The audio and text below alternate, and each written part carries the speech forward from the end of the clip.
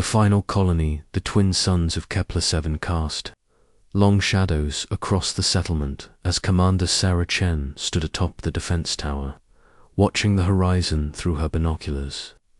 The red dust swirled in the evening wind, carrying with it the scent of the native crimson flowers that had somehow learned to bloom in humanity's presence. For 89 years, this barren world had been home to the last free humans in the galaxy. Sarah's weathered hands gripped the metal railing as she surveyed New Phoenix, the colony that housed 47,000 souls. The settlement stretched across the valley like a patchwork quilt of metal domes and concrete structures, connected by covered walkways that protected against the planet's harsh storms. Gardens dotted the landscape between buildings, carefully tended plots where humans had coaxed Earth vegetables to grow in alien soil. Commander Chen to the command center. Her radio crackled. The voice belonged to Dr. Marcus Webb, the colony's chief scientist and her closest advisor. We have a situation. Sarah made her way down the tower's spiral staircase, her boots echoing against the metal steps. The command center buzzed with activity as technicians monitored screens showing atmospheric readings, communication arrays, and the colony's defensive systems. Dr. Webb stood beside the main display, his grey hair disheveled from running his hands through it, a habit he'd developed during stressful situations. "What do we have, Marcus?" Sarah asked, joining him at the console. Long-range sensors picked up something approaching from the outer system, Webb said, pulling up a holographic display. Multiple contacts, moving in formation. The signature matches Vrex Empire vessels. Sarah felt her stomach drop. The Vrex were one of the 3 alien civilizations that had forced humanity into exile nearly a century ago. They were ruthless, efficient, and had never shown mercy to human settlements they discovered. How many ships? Initial count shows 37 vessels, including at least 3 heavy cruisers, Webb replied. They'll be in weapons range in 18 hours.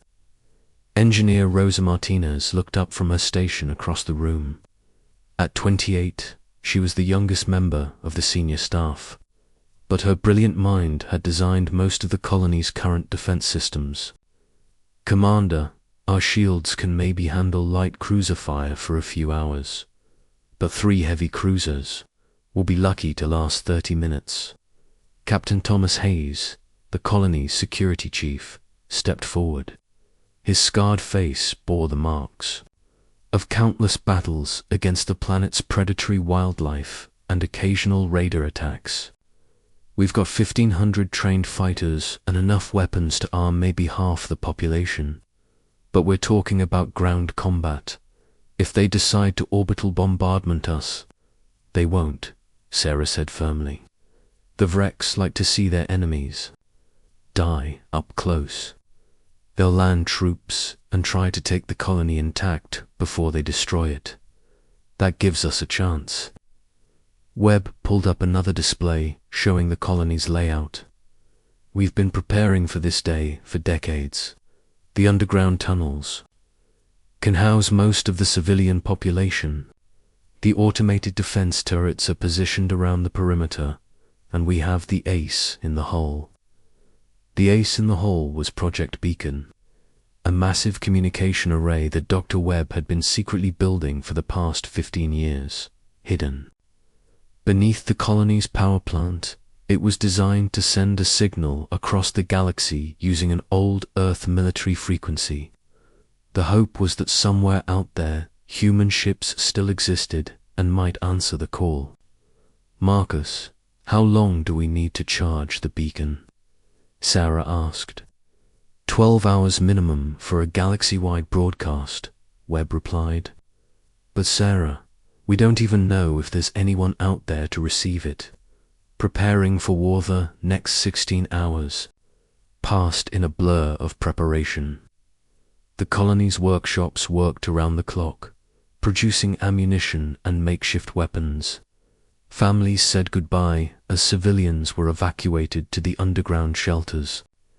The defense turrets were loaded with their most powerful shells, and the shield generators were brought to full power.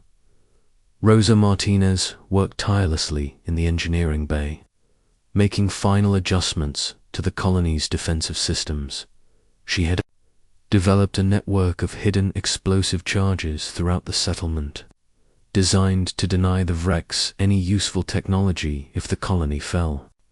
Her hands moved quickly across the control panels, her dark eyes focused with the intensity of someone who knew this might be humanity's last stand. "Rosa, how are the power levels?" Sarah asked, entering the engineering bay. "Beacon is at 80% charge," Rosa replied without looking up. "Dr. Webb says we need another 4 hours for full power. The problem is, once we start broadcasting, the Vrex will detect it immediately. They'll know we're calling for help." "Let them know," Sarah said. "Maybe it will make them think twice about attacking us." Captain Hayes appeared in the doorway, his combat armor gleaming under the harsh lights. "Commander, the Vrex fleet just entered the outer atmosphere. They're broadcasting a surrender demand." Sarah followed Hayes to the communications center, where Lieutenant Anna Kowalski, the colony's communications officer, was monitoring the alien transmission. The Vrex commander's harsh voice filled the room, speaking in broken English. "Human settlement of Kepler-7. This is war leader Vex of the Vrex Empire. You will surrender immediately and prepare for evacuation. Your species has been sentenced to extinction by the Galactic Council. Resistance will result in painful death for all inhabitants." Sarah took the microphone from Lieutenant Kowalski. "War leader Vex, this is Commander Sarah Chen of New Phoenix Colony. We decline your generous offer. If you want this colony, you'll have to take it from us." The alien's response was immediate and filled with anger. "Foolish humans, we will crush your pathetic defenses and feed your corpses to our war beasts. The galaxy will be cleansed of your violent species." "Good luck with that," Sarah replied. "Then cut the transmission." The beacon activates as the Vrex ships descended toward the planet's surface. Dr. Webb made final preparations in the beacon chamber. The massive array hummed with power, its crystalline components glowing with an intense blue light. Ancient human technology, preserved and enhanced over decades of careful research, was about to reach across the void of space. "Sarah, we're ready," Webb said into his communication device.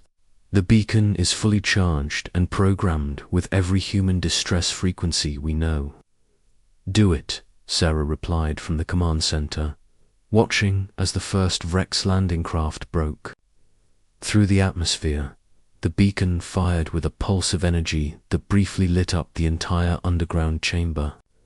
The signal raced outward at faster than light speed, carrying with it humanity's final cry for help. The message was simple but desperate. "This is New Phoenix Colony, the last free human settlement. We are under attack by the Vrex Empire. Any human vessels receiving this transmission, we need immediate assistance. We are located in the Kepler-7 system. Please help us." Above ground, the Vrex detected the transmission immediately. War leader Vex's voice crackled over the radio with fury. "Humans, you dare call for reinforcements? There are no human ships left in this galaxy. Your species is extinct everywhere except on this worthless rock. We will make you pay for your defiance." The first wave of Vrex landing craft touched down, 2 kilometers from the colony's outer perimeter. The ships were organically king vessels, grown rather than built, with pulsing veins of bioluminescent fluid running along their hulls.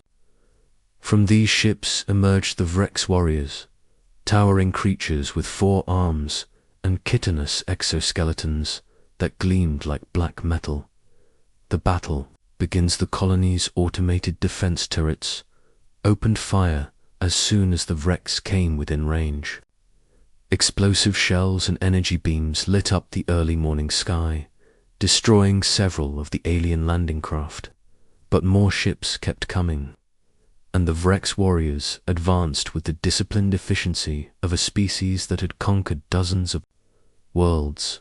Captain Hayes led the human defenders from the outer ring of fortifications. His fighters used the colony's built-in defenses to maximum advantage, firing from concealed positions and falling back through prepared routes when the aliens advanced. The humans fought with the desperation of people who knew they were facing extinction. Hazed command center, the captain's voice crackled over the radio. We're holding the outer perimeter, but they're bringing up heavy weapons. I count at least 3,000 Vrex warriors on the ground, with more landing every minute. Sarah watched the battle unfold on the tactical display. The human defenders were vastly outnumbered, but they were fighting on their home ground with carefully prepared positions. Every meter of ground the Vrex gained cost them dearly. "Rosa, how long can the shields hold?" Sarah asked. "The orbital bombardment hasn't started yet," Rosa replied, monitoring the energy readings. "But when it does, we'll have maybe 20 minutes before they break through." As if summoned by her words, the first orbital bombardment began. Beams of energy from the Vrex ships in orbit struck the colony's shields, creating brilliant flashes of light that could be seen for hundreds of kilometers. The shield generators strained under the assault, their power systems pushed to the breaking point. Asterisk. Hope from the void. The battle raged for 6 hours. The human defenders fought with incredible courage, using every trick and strategy they had learned during decades of preparation. They collapsed tunnels to trap Vrex warriors, detonated hidden explosives to destroy alien vehicles, and fought hand-to-hand combat when their ammunition ran low. But the outcome was inevitable. The Vrex had superior numbers, better weapons, and the support of orbital bombardment. One by one, the human defensive positions fell. Captain Hayes was forced to order a retreat to the colony's inner defensive ring, abandoning the outer settlements to the advancing aliens. Commander Lieutenant Kowalski called out from her station, "I'm detecting something on the long-range sensors. It's not a Vrex signature." Sarah rushed to the communications console, her heart pounding. On the screen, a single contact was approaching the system at incredible speed.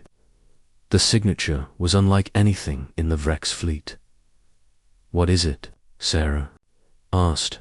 "I don't know," Kowalski replied, "but it's big, really big, and it's broadcasting on one of the frequencies we used in the beacon signal." The transmission came through clearly, despite the interference from the battle. The voice that spoke was unmistakably human, with a slight accent that sounded like it came from Earth itself.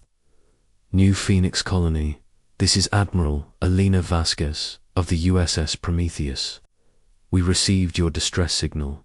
Hold your positions. Help is coming." For a moment, the entire command center fell silent. Then Rosa Martinez whispered, "There really are ships out there." Sarah grabbed the microphone. "Admiral Vasquez, this is Commander Sarah Chen. We are under heavy attack by a Vrex fleet. 37 ships in orbit, thousands of warriors on the ground. We can't hold much longer." "Understood, Commander Chen," the Admiral's voice replied. "We are 2 minutes from the system.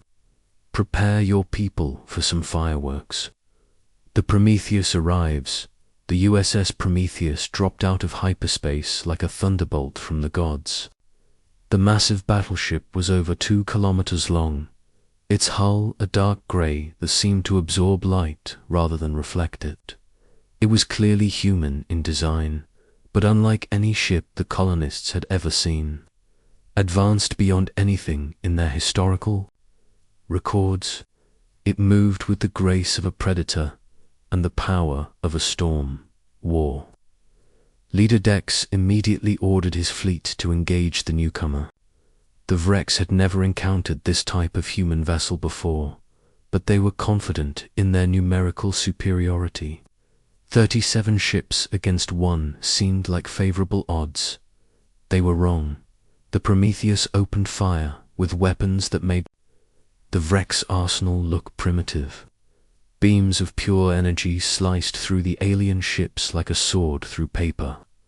Missiles that seemed to bend space around them struck their targets with devastating effect. In the first 30 seconds of combat, 8 Vrex ships were destroyed. On the planet's surface, the human defenders watched in awe as the battle unfolded in the space above them. The Prometheus moved through the Vrex fleet like a dancer, its weapons firing in perfect coordination. Each shot was precisely aimed, each maneuver perfectly executed. "Sarah," Dr. Webb said quietly, "where did that ship come from?" "The technology level is decades ahead of anything we had during the exile." "I don't know," Sarah replied, watching as 3 more Vrex ships exploded in brilliant fireballs. "But right now, I don't care. They're saving us." The ground battle had paused as both sides watched the space combat. The Vrex warriors seemed confused by the appearance of the human warship, while the human defenders cheered with each enemy vessel destroyed. War leader Dex's voice crackled over the radio, now tinged with fear. "Impossible. Human ships were destroyed decades ago. This cannot be real." The Admiral's response was calm and professional.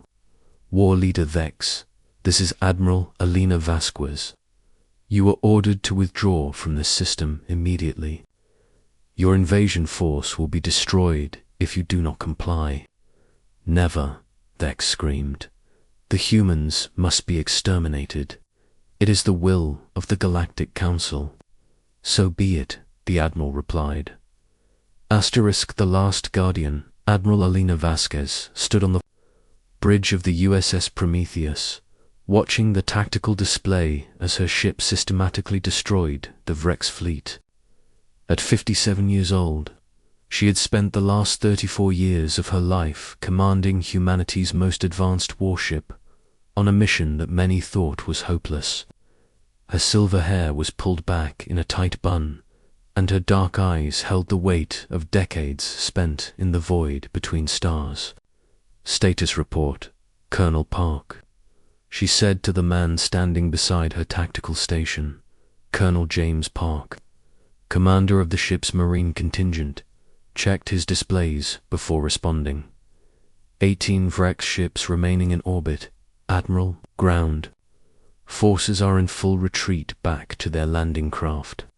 They were not expecting resistance of this magnitude.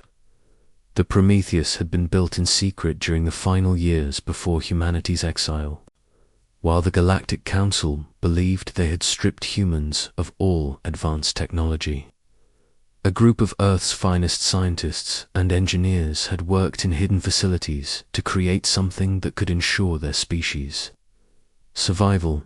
The ship represented the pinnacle of human achievement, incorporating technologies that were decades ahead of anything the galaxy had seen. "Dr. Petrov, how are our power levels?" the Admiral asked. Dr. Alexei Petrov, the ship's chief medical officer and secondary science advisor, monitored the energy readings from his station. "Reactor output is at 60%, Admiral. We can maintain this level of combat for another 4 hours without difficulty." Lieutenant Zara Kim, the ship's communications officer, looked up from her console. "Admiral, I'm receiving multiple surrender requests from the Vrex ground forces. They're asking for permission to evacuate their troops." Alina considered this. For a moment, the Prometheus could easily destroy every wrecked ship in the system.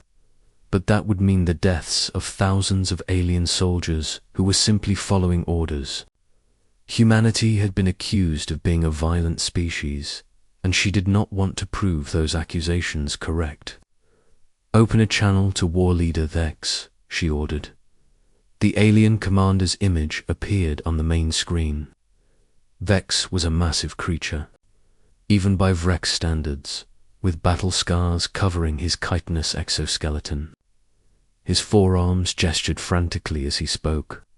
"Human Admiral, you have caught us unprepared with your impossible vessel. But this changes nothing. The Galactic Council has decreed that humanity must be destroyed. We will return with larger fleets, more weapons. You cannot protect this colony forever."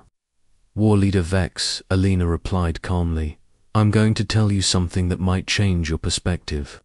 For 89 years, the Prometheus has been traveling through the galaxy, searching for human colonies and protecting them from exactly this kind of attack.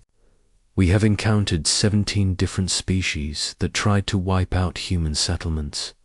None of them succeeded." Dex's eyes widened in surprise. "Impossible. Our intelligence reports indicated that all human military vessels were destroyed." "During the exile, your intelligence was wrong," Alina said. "The Prometheus was designed to be invisible to your senses and to operate independently for decades. We have been watching, learning, and preparing for this moment."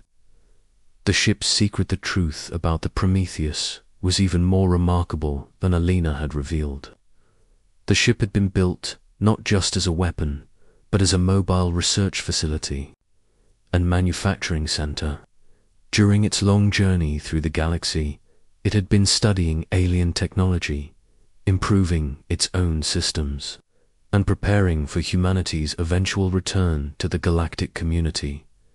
The ship's crew of 8,000 included not just soldiers and officers, but also the finest scientists, engineers, and technicians that humanity had to offer. They had spent decades developing new technologies, creating advanced weapons systems, and building a network of hidden supply bases throughout the galaxy. "Colonel Park," Alina said, "deploy the first wave of Marines to the colony. I want a full assessment of their defensive capabilities and any technology they might have developed." James Park nodded and activated his communication system. "All Marine units, prepare for planetary deployment. This is not a combat mission. We are here to assist our fellow humans." The Marine transport ships launched from the Prometheus's hangar bays, carrying 500 of the ship's finest soldiers down to the planet's surface. These were not the Marines that had left Earth nearly a century ago, but their descendants, trained from birth for this moment on the planet's surface. Commander Sarah Chen watched the human transport ships approach with a mixture of relief and amazement. The vessels were sleek and advanced, moving with a grace that spoke of superior technology. When they landed near the colony's main entrance, the Marines that emerged wore armor that looked like it belonged in a science fiction story. "Commander Chen," the lead Marine said, removing his helmet to reveal a young Asian face. "I'm Captain David Liu of the Prometheus Marine Corps. The Admiral sends her compliments, and her apologies that it took us so long to find you." Sarah stared at the man in wonder. "Captain Liu, how is this possible? We thought we were the last free humans in the galaxy." "You are the last free human colony," Liu replied. "But you are not alone. The Prometheus has been searching for places like this for decades. We have found and protected 7 other human settlements, though none as large as yours. The true mission as the remaining Vrex fleet retreated from the system." Admiral Elena Vasquez prepared to reveal the full truth about the Prometheus's mission. She had requested that Commander Chen and her senior staff be brought aboard the battleship for a briefing that would change everything they thought they knew about humanity's situation. The colony's leaders were transported to the Prometheus. In one of the ship's shuttles, their eyes wide with amazement as they saw the massive vessel up close. The ship was a marvel of engineering, its hull covered with advanced armor and weapon systems that seemed to flow seamlessly together. Dr. Marcus Webb was particularly impressed by the ship's technology.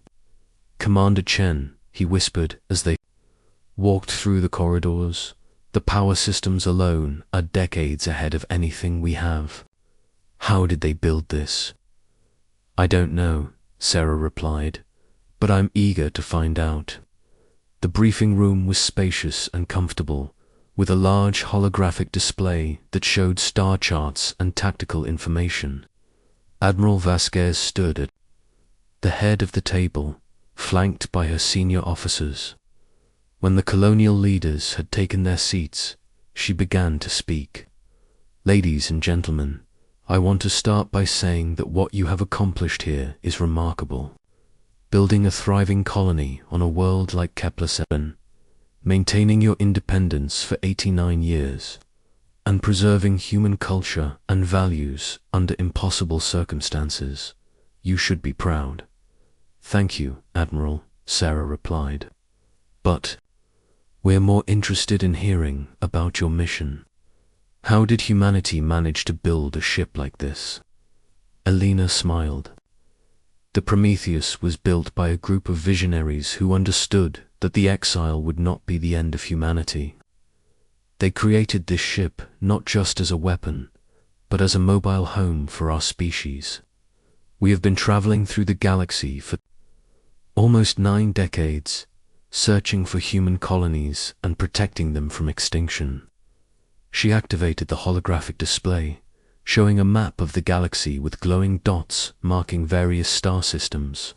"We have found and protected 12 human settlements, including yours. Some are smaller outposts with only a few hundred people. Others are thriving colonies with tens of thousands of inhabitants. All of them have survived because they had the courage to resist." Engineer Rosa Martinez leaned forward. "Admiral, what about the Galactic Council? They ordered our extinction. Won't they send larger fleets when they learn about your ship?" "They will try," Alina replied. "But the Prometheus is not the only surprise humanity has prepared. During our travels, we have been building a network of hidden bases, developing new technologies, and preparing for the day when we could return to the galaxy as equals." The network revealed Dr. Alexei Petrov stepped forward to explain the full scope of humanity's preparations. "The Prometheus has been operating as part of a larger network for decades. We have established hidden bases in 17 star systems, each one equipped with manufacturing facilities, defensive systems, and small fleets of patrol vessels." He activated a different display, showing the locations of the hidden bases. "These facilities have been producing ships, weapons, and supplies for our scattered colonies. When we found a human settlement, we would provide them with defensive technologies and establish communication links with our network." Captain Thomas Hayes, still amazed by everything he was seeing, asked, "How many ships do you have?" "The Prometheus fleet currently consists of 47 vessels," Colonel Park replied. "Most are smaller than this ship, but all are equipped with advanced weapons and defensive systems. We also have construction facilities that can build more ships as needed." Sarah felt a spark of hope that she had not experienced in years. "Admiral, are you saying that humanity might actually be able to defend itself? That we might not have to live in hiding anymore?" "More than that," Commander Alina said. "We believe it's time for humanity to return to the galactic community, not as exiles or refugees, but as equals. The Prometheus has been gathering intelligence on the species that forced us into exile.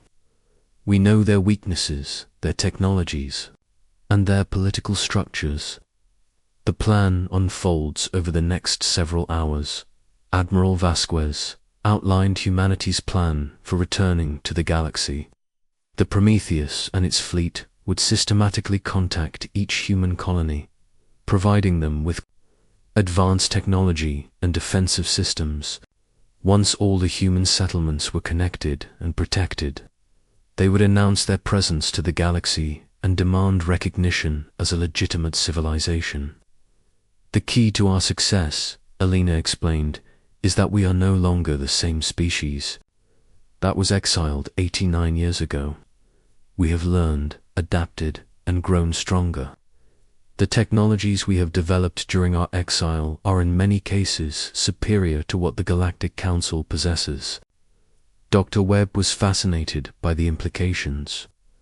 Admiral, what about the accusations that led to our exile? The claims that humanity was too violent, too aggressive. Those accusations were based on misunderstandings and fear, Alina replied. Yes, humans are capable of violence when threatened, but we are also capable of compassion, creativity, and cooperation. The colonies we have found prove that. Each one has developed its own unique culture while maintaining the core values that make us human. Lieutenant Zara Kim added, "Our intelligence indicates that many species in the galaxy are beginning to question the Council's decision to exile humanity.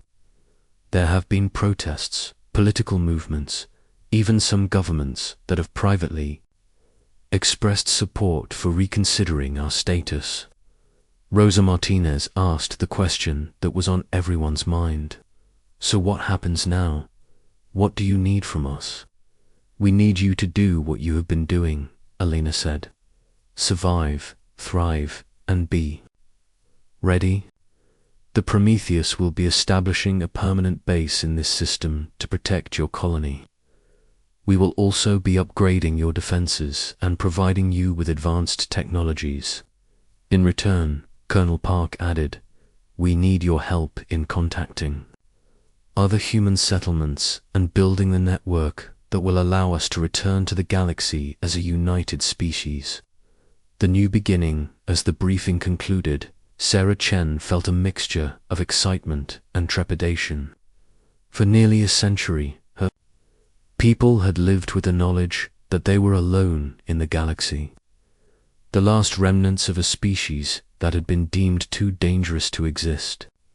Now, suddenly, they were part of something much larger. "Admiral," she said, "this is going to be a lot for our people to process. We have been isolated for so long, focused only on survival. The idea that we might actually have a future among the stars again." "Take your time, Commander," Alina replied. "Change is never easy, especially change of this magnitude.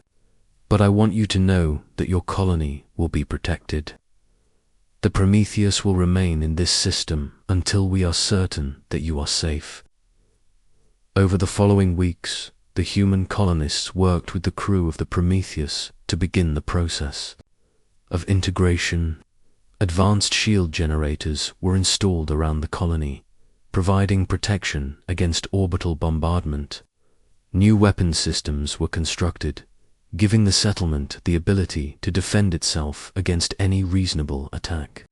Most importantly, a communication array was built that could connect New Phoenix Colony to the hidden network of human settlements scattered throughout the galaxy. For the first time in 89 years, the colonists were able to speak with other humans who lived among the stars. The psychological impact was profound. Children who had grown up believing they were part of a dying species suddenly learned that humanity was not only surviving, but preparing to reclaim its place in the galaxy. Adults who had lived their entire lives in exile began to dream of a future where humans could once again travel freely among the stars. The message to the galaxy 3 months after the Prometheus's arrival at Kepler-7. Admiral Elena Vasquez made a decision that would change the course of galactic history. Standing on the bridge of her magnificent ship, surrounded by the officers who had served with her for decades, she prepared to send a message that would announce humanity's return to the galaxy. Lieutenant Kim opened channels to all major galactic civilizations, she ordered. It's time for the galaxy to know that humanity has returned. The message was broadcast simultaneously to the capitals of 47 different species, including the 3 civilizations that had forced humanity into exile. The words were simple, but their implications were staggering. This is Admiral Elena Vasquez of the human vessel Prometheus, speaking on behalf of humanity and all human colonies throughout the galaxy. For 89 years, our species has lived in exile, scattered across distant worlds and forgotten star systems. We were told that we were too dangerous to exist among the civilized races of the galaxy. The message continued, we have used this time to learn, to grow, and to become better than we were. We have built thriving colonies, developed advanced technologies, and proven that humanity deserves a place among the stars. We are no longer the species that was exiled nearly a century ago. We are something new, something better. To the Galactic Council and all member species, we make this declaration: humanity's exile is over. We claim our rightful place as a free and independent civilization. We seek peace and cooperation with all species, but we will defend ourselves and our colonies against any aggression. The age of humanity's exile has ended. The age of our return has begun. As the message spread across the galaxy, reactions ranged from shock to fear to excitement. Some species welcomed the news, having long believed that humanity's exile was unjust. Others began preparing for what they saw as an inevitable conflict. But on Kepler-7, in the colony of New Phoenix, the humans celebrated. They had survived. The impossible endured the unthinkable and emerged stronger than before. The stars that had once seemed so distant and forbidden now beckoned with the promise of freedom. Commander Sarah Chen stood once again on the defense tower, looking up at the night sky. But this time, she was not alone. The massive bulk of the Prometheus hung in orbit above her world, its lights twinkling like a new constellation. And somewhere out there, among the countless stars, other humans were looking up at the same sky and dreaming of the future. The exile was over. Humanity had returned to the galaxy, and nothing would ever be the same. Asterisk.